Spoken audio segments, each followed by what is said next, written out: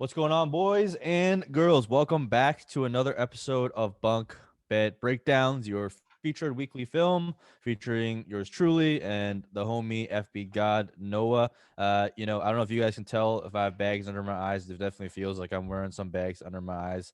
Money bags though, because Noah and I've been just fucking grinding NBA Top Shots nonstop for like the past month or so. I would say my We're sleep schedule is messed up, but I don't really have one anymore. It's just yeah, always I don't available. have a sleep schedule anymore. I mean, I keep tweeting the Matthew McConaughey meme, and that's literally like me every night, just staring at my laptop screen. Team no sleep. But I mean, it's been fun. Noah, before we get into today's main content, how are you doing, man? I think, a lot of people know how I'm doing. I've been off Twitter a little bit, not because I hate Twitter, which I do, but just other things going on in life that are a little more lucrative than Twitter, hopefully will be. This is not a nod at it being financial advice. Just want to put that out there. But yeah, it's been a lot of fun. Top Shot stuff. We'll have content coming out later in the week about Top Shot. You guys can watch it there. I'm not going to bore you talking about what we will talk about. You can just watch it there. It's a whole lot of fun. If you like playing Dynasty Fantasy Football, which you're here watching because you do like Dynasty, and you're into basketball, it kind of brings in the dynasty and also kind of a DFS type of standpoint to it. So if you're interested in potentially making some returns, because we don't know if it's legit or not yet, and you like basketball, it's a really fun thing to spend 15 hours a day doing. And I've had a great time wasting away, inside, outside, family life, relationships, everything is deteriorating, but the bank account might be looking pretty soon. Yeah, it's imagine a dynasty and DFS combined, except your player prices move every day. So like let's say you get in a DFS salary on like, Patrick Mahomes at like, 5,000, next day it's 10,000, you sell out, and then you wait 2 weeks later and then 7,000 you buy back in. And then imagine that 24/7 all day, every day, live markets. You have trade Imagine partners. Justin Jefferson's entire rookie season was encapsulated in one day, and the value jump he had from July to December happened in the span of 12 hours, and that's what the market is every 10 minutes. Yeah, so yeah, it's pretty fun. But we won't bore you with that. We haven't forgotten about the dynasty content because we're out here doing that. You saw me put out a big 2 hour long interview with Drew Ozenchuk at DFB Encounter from the Bulletproof Process. So if you guys haven't checked that out, make sure you go back to the Monday video and check that out. It's a long one. It's a Lord of the Rings special 2 hour series. So make sure you set off a nice block of time for that.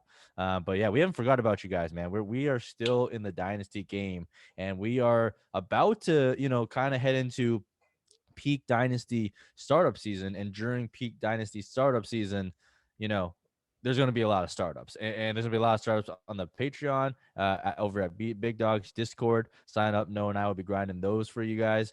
So what do we want to do for you guys? We want to give you a little bit of an evergreen video. We kind of did one last year, but Noah and I have played in a couple more leagues now, and every year is different. So we want to think about new ways to kind of just give you some tips. Like, I don't want to call it like rules because there's really no hard rules to go by, but just tips and guidance on how to start a dynasty league, how to run a successful dynasty league, how to avoid some of the major pain points that guys like Noah and myself experienced when we first started. Just kind of show you guys the light, and but before we do that, man, Noah, you know what time it is.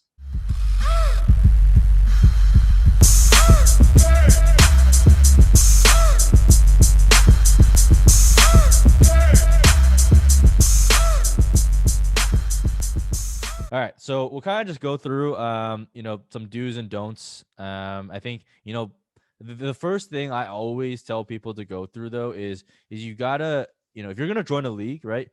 I don't know how you do this, no, but I make an assessment of like the commissioner that's like commissioning that league, right? Because a good commissioner is great, but a bad commissioner will totally shit on your entire time and just destroy your fun because they won't be engaged. They won't like do anything. Like being a commissioner is fucking hard work. How do I know? Because I commission like 3 or 4 leagues, and you got to deal with a bunch of shit and a lot of stuff that comes up. So it's like it's a tireless job, but like not many people want to do it, and people that think they want to do it, once they get into it, they realize they really don't want to do it. And like me, like I hate commissioning. I do it because I like the game, but what I do is I'd really try and gauge, what the commissioner is like. Like, are they organized? Like, are they like into this thing? Like, how many leagues are they in? If your commissioner is in like 50 leagues, red flag.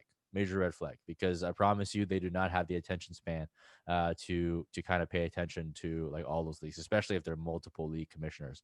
So step one for everyone that I always say is to kind of like make your assessment of the commissioner, and what you think of that.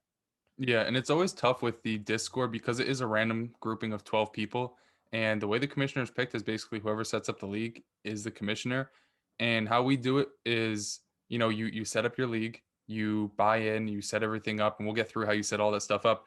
But you don't have to buy in until you talk with these people. If you feel like you won't either get along with these people and the league won't last because you guys don't mesh, personalities clash, or if you feel like whoever the commissioner is who set it up isn't responsible enough or isn't um, seasoned enough, I guess you could say, in Dynasty, you can send me a message. Hey, can you take me out of this chat? I don't want to be in here. We'll remove you. And then maybe I'll talk to the commissioner and run by them. Like, I can't check every single commissioner. I can't check every single person when it happens. But if there's enough complaints, I'll go out there and I'll ask maybe if there can be a changing of the guard, if there can be someone who steps down and somebody else steps up. But as you were saying, right, commissioners are kind of the glue that holds everything together. They're the people that you don't want to give respect because they kind of rule with an iron fist sometimes. But at the end of the day, they're the reason why your league runs year after year. Mike is I think you're commissioner of like one or two of my leagues. I hate you, Mike, for being a commissioner. You're the reason why it works sometimes. So yeah, it's an unforgiving role to be one, but it also has a lot of respect that's tied to it. And for me personally, I don't have too much trouble with it because all the leagues I'm in, it's either you, me, or Scott commissioning, or Nick. So I know the people, I know who's in the league as well. I would just say if you're not in a league with your friends or you're not in a league where you know every single person, just make the assessment of who the commissioner is before you get in, because obviously nobody wants to like drop out of the league and be like, 2 weeks in, I'm in the middle of the startup, give me my money back. Like, I don't want to be a part of it. Nobody wants to be that guy. So just get out ahead of it and make sure that you can fit in with who's in your league as well. Yeah. And if you're trying to get into leagues, right, and they're strangers, and you don't know them, like one litmus test that I use myself like a lot of time is like, do they have bylaws? And if the leagues that I'm in with like Noah and Nick, like we all know each other, so we kind of just resolve shit as we go, and that's fine. But like in all my leagues, I drafted like bylaws, and they're pretty extensive. And the reason why I have them is like, when someone joins the league, I'm like, hey, here are the bylaws, read them. If you join, you sign up to all of this, so that there's very few disagreements down the line. It's like, oh, hey, like, how come I couldn't do this? I'm like, it was in the fucking bylaws. You should have read Yeah, it. it's Like, not like hey, the Apple terms and conditions where you basically sign away your life. It's literally just like running through the league strategy and not the league strategy, but the league settings. yeah, And you're not signing away your life by doing it. It just basically gives you an outline. Oh, the third round is a third round reversal. Oh, you can't trade your draft picks until you pay in for that year. It's very simple stuff that is worth reading. It's not too lengthy from what I've yeah, seen in our leagues, in the BBB league. I know you put that out there. It's not lengthy. It's super helpful, and it'll avoid you asking a lot of questions. It's like when a college professor gives you a syllabus, and then the second day of class, somebody asks when's the first exam, and it's right there, like in bold on the first page. They're kind of annoyed by you asking it. If you ask like, oh, can we trade a 2027 pick? Just be like, read like line 2 of the entire yeah. thing, and it's right there. Yeah, and it really helps with like really like gray area stuff. Like sometimes you'll get into a league, right, and then like nobody talks about how draft order is determined, and then like you get to the end of the season and we're like, hey, like who gets the first draft pick? That's like one of the peak problems that I've seen in some leagues. Like they didn't define that. It's like, hey, is it by win loss? Is it by potential points? Is it by blah blah? Like, hey, this guy's tanking. So we'll go through some of those like different rules and settings as well. But the overarching theme is like if you have it written down and people sign up for it as a commissioner and as league mates, it's very easy to go back and kind of go back and look and test that and check that. And it's not like you sign up for bylaws and never change, right? Like I've changed rules in my bylaws before because once we've like played a season out, maybe things don't go according to plan and you may need to make some changes on the fly, and you take a vote. But as long as you define a process of how that vote works, then you don't have those arguments down the line. Like, hey, is it a majority vote? Is it a simple majority? Can the commissioner vote? Like, there's all these different types of things, like all these little nuances. And the more detailed the bylaws are, like the less headache down the line. So that's just like a good litmus test. If you're about to sign a league with strangers, even if you're not going to sign up with leagues with like big dogs, right? Like if you go on Twitter and about to sign a league and it's some random guy that you never met before, and you ask him for bylaws and he says no, big red flag. Like I would not join a league like that because it's going to be a hassle down the line for you. I promise that. 100%. Yeah. And I think we can start going into like how a league actually processes. Like, what's the first steps? You do a startup before the NFL draft, you do a startup after the NFL draft.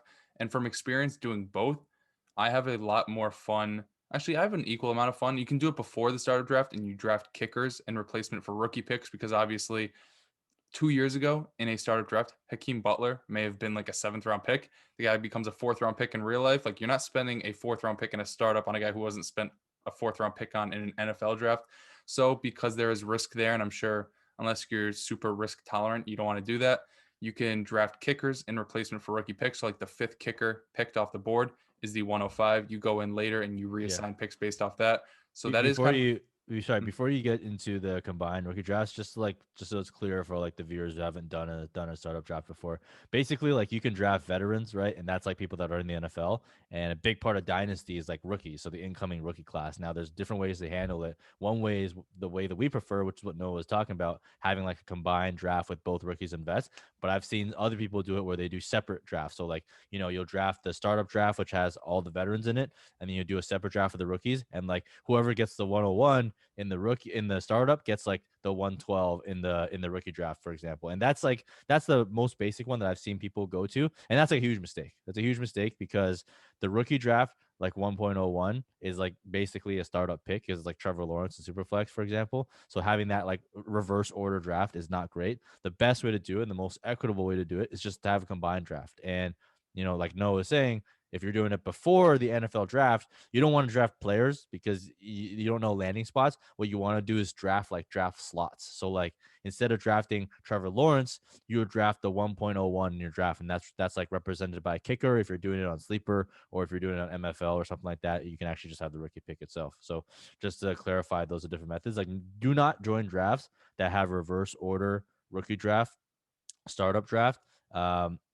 Like the reverse order of the startup draft as the rookie draft, and separate drafts. Do not do that. I promise you, I guarantee you will regret it. It's the first mistake I made when I first started playing Dynasty. It was the year Saquon Barkley got drafted, and I joined a draft like that. And the guy who got the rookie 101 just basically got a free first round startup pick in Saquon Barkley, and then whoever got 101 got fucked because he got like the 112. So it's definitely a little bit of a nuance, and you're gonna have that same issue this year. So do not put yourself through the pain. Yeah, if you were to do that this year, you could realistically land at the 112, like Lamar Jackson, Justin Herbert, Trevor Lawrence, and just have three top five, top six, top seven dynasty quarterbacks right off the bat. That's going to be tough for the rest of your league mates. So there is not much equity in doing that way. I'm fine either drafting before the rookie draft and picking those rookie slots because the value does change a little bit. But at the end of the day, like the 102, the player may change, but the value of the 102 is probably going to stay pretty similar. So if you guys are anxious and you want to draft the vets as well, even before free agency, even before seeing landing spots, like obviously players can take a hit because of the draft, because a new running back comes into the fold. Like Devin Singletary was being hyped because he was the only show in town. Zach Moss comes in, he dropped down. Turns out both of them sucked. So there is that risk by getting in at that point. I personally kind of like doing it after the NFL draft because you know the landing spots, you know how the landing spots affect veterans as well as how it affects a rookie's value as well. But if you were to do a draft post draft, I would say anytime past May or June so that people in your league can also just like consume the content around what happened. They can kind of dig in because most people, I'm sure if you're watching this video 2 years from when this was recorded and you're getting super into Dynasty, you're probably not out there scouting rookies in January and February. You want that time to go in afterwards and kind of learn about who they are as prospects so you have time to understand where to pick them in your startup draft. Yeah, I think if you guys are followers of us, bunk bed breakdowns, you're gonna have an advantage of drafting early. Like whoever knows the most is gonna benefit more from drafting early, versus those draft later, because you're gonna know who to target. Like you're gonna know, for example, like last year in February, you would have known to target Antonio Gibson, right? So if you follow us and you kind of get on this content wave, and you really want to get into Dynasty, I would recommend trying to push your league to do a draft in like basically May, like right after the actual NFL draft. But if you can't, then yeah, June's good too. And through May through August, it's gonna be like an insane amount of startups going through. One piece of advice there is just don't hop in too many, man. Like in my first year, I think I maybe did like 3 or 4, and then I started upping the bounty as I started to learn more and play more. But sometimes I see people like going to like 20 or like 10 their first year, and guaranteed you're just gonna create a bunch of orphans because you're going to make mistakes, right? And it's better to make mistakes in a couple of leagues than to make the same mistakes 10 times and then like be that asshole that leaves all your leagues so your team freaking stinks. Yeah, Um, don't be the Genghis Khan of Dynasty. Don't leave that many orphans. You got to have some fathered children out there. You got to keep them around. I've run into that problem too. Sometimes I get into a lot of leagues. I haven't dropped any yet, so a little pat on my own back, but I'm like 10 leagues deep. I'm like, damn, do I really have to make the decision if I want to start Corey Davis or Julian Edelman in week 7 anymore? Nah, probably not, but I'm going to hold through and see what happens and hopefully reap yeah, the rewards of it. But also just speaking on leagues where you don't know the people in them, Mike, what do you use as a third party to collect payment? Like, obviously, if you're in a league with yeah, one of us and you feel like you can trust us with your money, first off, you're mistake, crazy. Second fucking off, mistake. second off, if you can't do that, then just Venmo the guy. Or if it's like a home league, you obviously know how to do that. But if you're in a league with a bunch of random people that you find through Reddit or a Discord or Twitter, what would you recommend Yeah. as the payment collection? So I use Safe Leagues. So that's like the main one that I use. I know some people use Team Stake. Not a big fan of Team Stake myself. I use Safe Leagues because it's easy to kind of like just process. I have a balance in there already. I think when you take it out, you can do e-check or you can like take like a little bit of a hit to do it direct wire transfer out, which doesn't matter that much when you're winning as many championships as Noah and I are. But if you aren't, then I honestly I think Safe Leagues is the way to go. Like that's my first choice, and a little bit of a life hack for Safe Leagues. So if you're going directly through Safe Leagues, you try and pay using your credit card, they will charge you like a 5% fee up front, right? And the way to get around that is you use that credit card, the same credit card that you would have paid for the league, but go to Fanball, right? Fanball is like the parent company of Safe Leagues, but Fanball offers like gambling and all that stuff. So if you use credit card to deposit in Fanball, there's no fee. You can just like deposit $300 and it shows up in your like Fanball balance as dollars, right? And then when you go to Safe Leagues, if you use your dollar balance to pay, no 5% fee. So there you go. Boom. You sign up for our channel, you subscribe to us. I just saved you 5% of your money.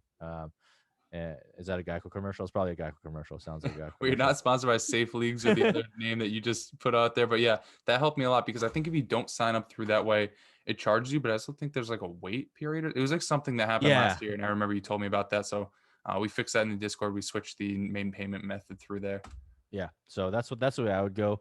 And then make sure you guys use like a majority approval, right? So that you don't give the commissioner. Make sure when you sign up, it doesn't say like commissioner like full control or whatever, because if it's some random you don't trust, he could just take that money and run. Now I don't think there's that many of those guys in the BDG Discord, but you can never be too safe. So make sure it's majority approval for payouts, because what that means is when it comes time to payout, and you guys have a payout structure already like listed out.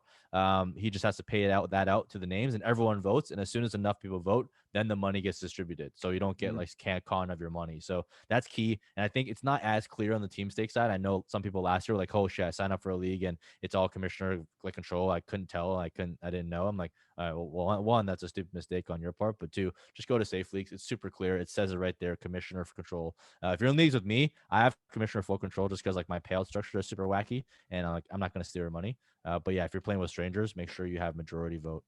Yeah, and I know Scott's going crazy right now, like investing in crypto and investing in Bitcoin and all this stuff. So I'm not recommending this.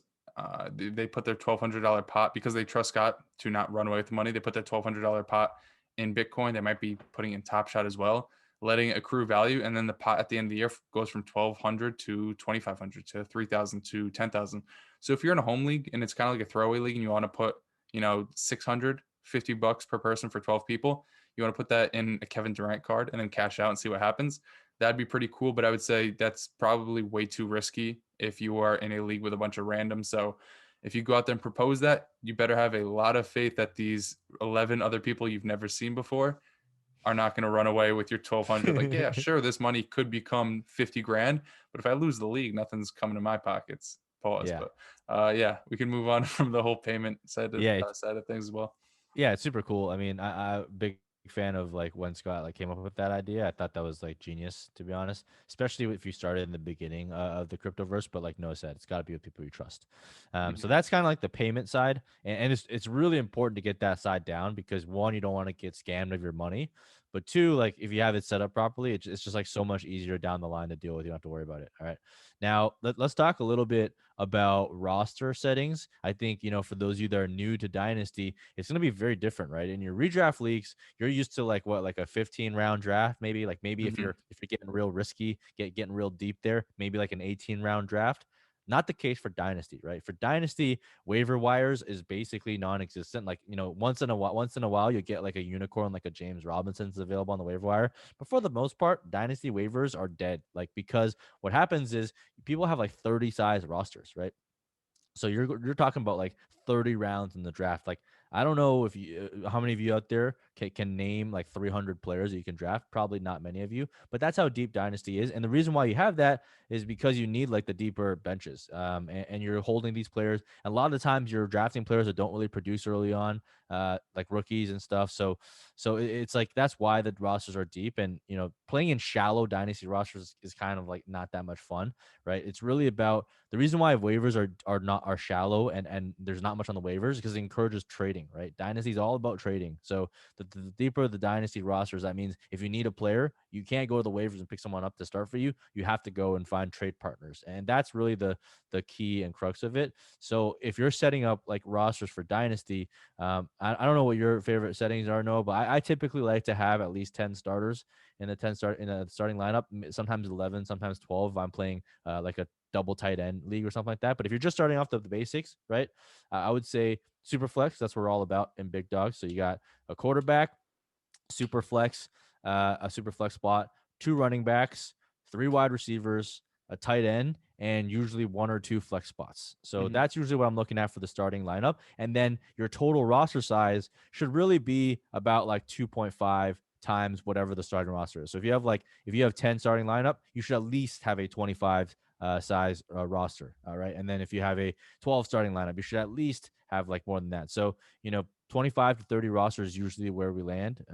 Like I don't know, what do you like leagues bigger than that, or do you like leagues shallower than that? Yeah, I'm usually in leagues with 30 to 35 total spots. Now, there's also a thing called taxi squad spots, which we'll get into later, and there's obviously IR spots.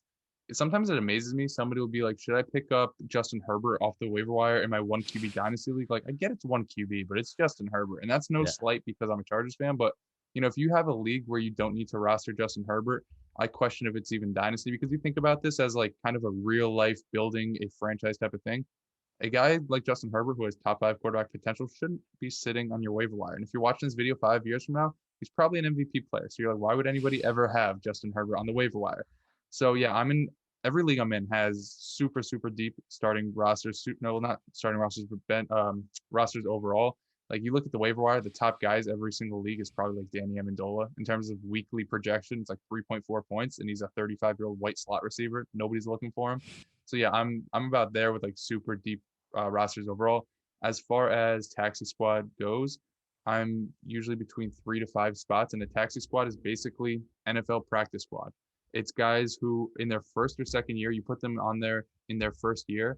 You hold them for up to 2 years. Once those 2 years are over, you can decide to keep them on your roster or cut them to make space for guys in that rookie draft. It's basically a way to make speculative ads on guys who have little to no upside or a lot of upside but a lot of downside. So a guy like James Robinson, right? If you weren't drafting him, but you got him in free agency after your rookie draft, you put him in your taxi squad. Worst case scenario, he does nothing for 2 years, you dump him. Best case scenario, he becomes a top five running back. You put him in, you promote him from your taxi squad, and once the season starts, and he's promoted from your taxi squad to your regular roster. He cannot go back to your taxi squad. So it's a little bit different than a redraft league, which has none of that. But when you have 30 guys deep, you might want to stash 5 guys who are speculative ads, in hopes that they eventually blossom into something that isn't Nikhil Harry.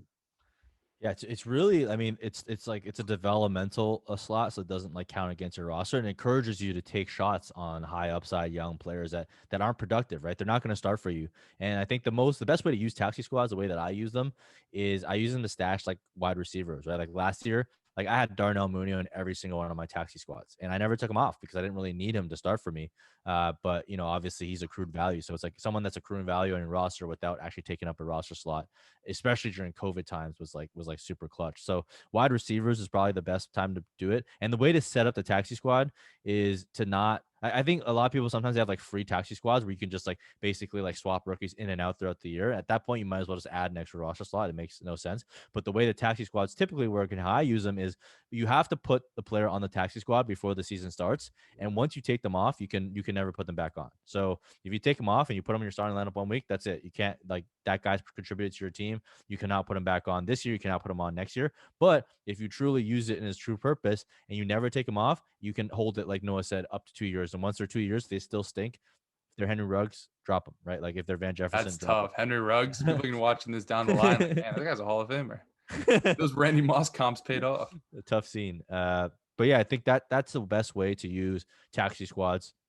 And then IR is pretty self-explanatory. It's the same thing. I think the only nuance we had this past season with COVID was, usually you only have like 1 or 2, maybe 3 spots for IR. A lot of my leagues, I expanded that to like 5 or 6 so that people could account for COVID, so they didn't have to like drop players off their roster just because people got put on COVID IR or whatever. Hopefully that won't be around next year. Maybe it will. I don't know. Some people tell me this shit's going to be here forever, so we'll see. And if it does, then we can adjust. But for the most part, I think that's pretty self-explanatory.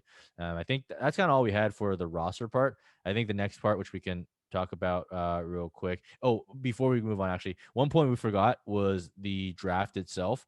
We didn't mention if you're in a, if you're in a redraft league, chances are you're on like a 30-second timer for your draft picks. Mhm. In Dynasty, you want to play slow drafts. So slow drafts, they call them email draft because that's probably how the boomers did it back in the day. They drafted by email, but now you have like sleeper. And usually what I'll do is I'll set like an 8-hour clock, which means that everyone has 8 hours to take to make a pick. And like off the jump, that sounds really stupid and really long, but nobody like, I mean, not nobody, some people do, but most people don't take 8 hours to make a pick because when everyone's fucking excited, they want to get picks going. But the reason why you want 8 hours is because one, not everyone's a freaking degenerate like us that just like think, talk, breathe fantasy football all day long.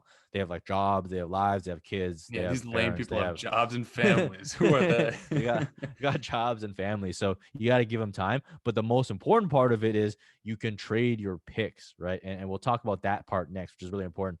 But you can trade picks when you're in the startup. You can trade your future rookie picks. So you want to give people time to make those negotiations and have those talks because that is the best part of Dynasty by far. So don't do any quick draft Dynasty. It's freaking stupid because it completely negates the most fun of Dynasty. But also, like, don't be the guy that just milks the clock and sits there and wait for offers when no offers coming because fucking Todd Gurley's on the draft in like the 15th round. Like, just make the pick. You know what I mean? So there's a balance to strike, but make sure you do take part in slow drafts. So 8 hour slow clock is my go-to. If you really want to push it, a 4 hour slow clock could work too. But also make sure you have like an overnight timer so that people can actually go to fucking sleep. I don't know who sleeps anymore with Top Shot out there. I don't sleep personally, but for those of the people that do sleep, you can have like a 10-hour clock when it's like midnight or like 10 p.m. to like 8 a.m. or something, right? The clock is off. You can still make trades and make picks, but the clock is off. And the way to do that on sleeper, unfortunately, is a little bit manual. You have to get your commissioner to go in and just like shut off the draft clock, like make it no draft timer, and then turn the draft timer back on when people are up. But other than that, the slow draft itself is actually a really fun way to do it. Yeah, especially in the Discord as well, where people are in Ireland and Australia. Like people are in different time zones. Mike and I are 3 hours apart. He's West Coast, I'm East Coast. So that 8 hours also accounts for that. And you pause it overnight as well. Obviously, it's not night for everybody at the same time, but just having no clock running, like you can still make picks. You're just not technically on the clock. Definitely helps out as well. And that's going back to the commissioner just being on their P's and Q's, making sure that's all set up at all times, making sure that the clock pauses so people don't get auto picked at 2 in the morning, and just I don't know, basic common courtesy to make sure that everybody has the opportunity to make the picks and everybody has the same 8 hours if they really need that time. Yep, exactly. All right, so we talked a little bit about trading. I think this is the really really important aspect. And in the startup draft, you can trade your draft pick. So let's say you have the first pick overall, right? And you want to trade back, which is a strategy that I encourage very strongly. You can trade that first round pick for like someone's second round pick plus their like third round pick or something like that, which would be a really really good return, right? But you can also trade for future rookie picks. So the future rookie picks would be like the 2022 rookies. We don't know. I mean, I know who they are, but most people don't know who they are yet. But you can get those picks so that when the rookie draft comes around next year, you kind of have those picks in hand. And the one key thing I want people to really understand though is a future rookie pick, like a 2022 first, is nowhere close in value to a startup first round pick. Because if you think about the startup, it has all the players, all the best players, the CMCs and everything. But the future rookie drafts only have the incoming rookie class, right? So, if you think about this class, you can probably name like 10, 15 really good players, right? But after that, once you get the third and fourth round, you're basically throwing darts or putting a blindfold on. So, one mistake I see people make often, and someone did it in the BBB league by accident, is they gave up like their startup third, or it was Gabe. I remember God when it bless went Gabe. through. You know what you did? He's like, yeah, I accepted. I'm like, you gave up a rookie pick, I think you gave up like a third and a fifth Yeah. startup for like a late first rookie pick. I'm like, that's a little tough. And he's like, oh, yeah, I thought it was an actual like a startup first. Yeah. That trade goes from like, it's not too bad, I guess, but like maybe a Jalen Rager for like not a Kareem Hunt, a Keenan Allen and a Cortland Sutton, instead of it being like a Cortland Sutton and Keenan Allen for a not Jonathan Taylor, a Saquon Barkley or somebody else like that. Like Yeah. it changes it a Yeah, it ton. changes the dynamics. So and it's for sleeper, it's super confusing because so you got to make sure you really pay attention for that. But in terms of trading, and it's the best part, obviously. But in terms of setting up your league and how to like allow for that and protect your league, Noah brought it up before. But the way I do it is if you trade a future rookie pick, you pay for that year in advance because nobody wants to take over an orphan with no rookie picks because there's no way to fucking turn around. It's a fucking dumpster, and you're not going to be able to find a replacement owner if that team orphans. So at the bare minimum, you need to make them pay so that you can give that team away for free. You do So that's full how you do it. payment for that year? So I do. So the way I set up is when you set the league, you usually pay for the year and 50% of next year, right? Mhm. So then when you trade the next year's pick, you just pay the remaining 50%. Okay. So In that way my you leagues, have I like two just full keep years. it as the 50, and then the new owner only pays 50% for that year. Yeah. So the way I do it is like if you trade a pick, like in our BBB league, everyone that traded picks, and trust me, everyone traded picks in our BBB league. Like there was a million fucking trades. Everyone's paid through to like 2023 in that league, like or something like that. So every time you trade a pick, make sure you get that payment before that you allow that trade, just so people don't like go all in and then fail and then bounce because that's the worst way. And as a commissioner, it's a pain, and the league usually folds. That's why like most dynasty leagues only last like 1.5 years, like on average, right? Because people just fold and they don't have these types of rules and mechanisms in place to help protect them. So usually make sure they pay 1.5 times entry. So if if your entry is $100, get them to pay 150, and then if they trade next year's rookie pick, get them to pay another 50, and then now you got both years paid in. So if that team fucks up, you can give it away for free, no problem. So that's how we deal with trading in the startup drafts and timing there. So that's honestly the most fun and the probably the reason why most people play Dynasty. If you guys are new and you guys get into it, trust me that you will not find greater thrills than that outside of NBA Top Shot, which we learned more recently. But outside of that, like if you compare redraft to Dynasty, is no contest. Just the amount of trades you can get done. But you just got to make sure you set up your league and you're well protected to account for those times. Yeah, and I think that's I don't know, it seems like all the fundamentals that I can think of for like how to start a dynasty league aside from just like what dynasty is. And I think if you're here, you probably already know what it is. It's just like a full year-round type of commitment. It's kind of crazy. It's like being married to fantasy football, which is probably better than being married to a wife that won't sleep with you. But yeah, it's fun. It gets you invested. Rookie drafts come around, you start to realize that you're scouting 18-year-old kids and you're like, what am I doing in my free time? You're trying to make money, baby. And that's what we're all about here. But I'm not sure if there's anything else you want to cover in terms Yeah. of Dynasty. I think just the last thing that I'll say is set up a chat. So whether it's GroupMe, whether it's Slack, whether it's Discord, which is like the new bumping thing now. Like I set up Slacks for most of my leagues because it's just a good way to kind of like notify everyone. Like Sleeper, I have muted, so like I don't get any notifications, and it's hard to get like communications through there. But if you have a Slack set up, you can post like your bylaws in there. You can post pin all your like league safe payments in there. You can have different channels for like trade bait. You can have all these different things. So that's why I really like Slack and Discord. You can kind of like separate those chats and have people, and like you can DM them, and it's an easy way to keep track of your leagues, right? Because you'll have like 4 or 5 Slacks or 4 or 5 Discords, and they'll correspond. Each one will correspond to one of your leagues. So it's just a great way to set up Dynasty because it is a trading game, and it is live all season, all off season, 365. There is no off season in Dynasty really. So you want to have a good way to keep communications open, and the leagues that fail to have activity, that ones that I've experienced is ones that don't take the effort to set up that extra chat and keep things engaging. So make sure you guys do that. That would be the last tip that I have in terms Yeah, of setting going things back up. to that marriage correlation, like bad communication, bad relationship. You just need to keep talking. You got to keep the sparks flying, and you got to keep trading, because trading is what keeps Dynasty alive, and that's why it's more fun to us than a seasonal league. Because seasonal league, you have 16 weeks to make a mistake. Dynasty, you got forever, and you got forever to try to make up for those mistakes. So, yeah, it's for the risky, it's for the risk averse, it's for everybody. It's for frauds, it's for touts, it's for everybody. It's a whole lot of fun. If you're getting in, I hope you enjoy it, and I hope you never look back and join a new redraft league ever again.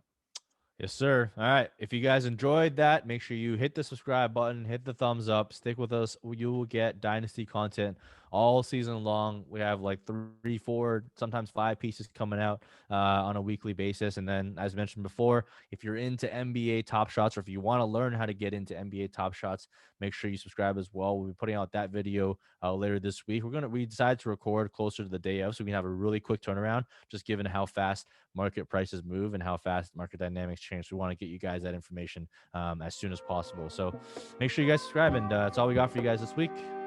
See you next week. Peace.